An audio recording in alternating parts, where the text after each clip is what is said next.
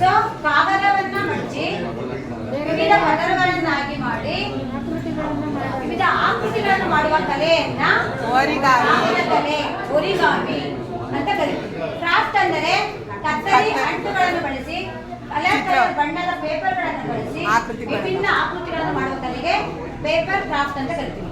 So paper craft ಅಂದ್ರೆ ಕಾಗದ ಕಲೆಯನ್ನು ಪರಿಚಯಿಸಿದ ದೇಶ ಚೀನಾ.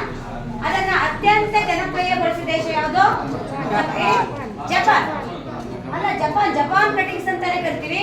ಸೊ ಜಪಾನು ಕಾಗದ ಕಲೆಯನ್ನ ಅತ್ಯದ್ಭುತವಾಗಿ ಪರಿಚಯಿಸಿದೆ, ಜಪಾನ್ ಕಟಿಂಗ್ಸ್ ಅಂತಾನೆ ಕರಿತೀವಿ.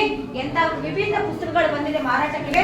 ನಿಮಗೆ ಎಲ್ಲರೂ ಗೊತ್ತಿದೆ ಕ್ರಾಫ್ಟ್ ವರ್ಕ್ ಬಗ್ಗೆ ಕನ್ನಡದಲ್ಲಿ ಎಲ್ಲೂ ಬರೆದಿರೋ ಪುಸ್ತಕಗಳು ಇಲ್ಲ ಸರ್.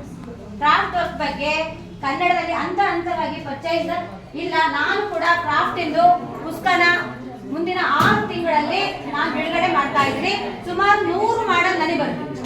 ಕಾಗದವನ್ನು ಬಳಸವಾಗಲೇ 100 ಮಾಡೆಲ್ನ ಮಾಡ್ಬೋದು. ಸೊ ಮಾಡಕ್ ಮನಸ್ಸಿರ್ಬೇಕಷ್ಟೇ, ಮನಸ್ಸಿದ್ದರೆ ಮಾರ್ಗ.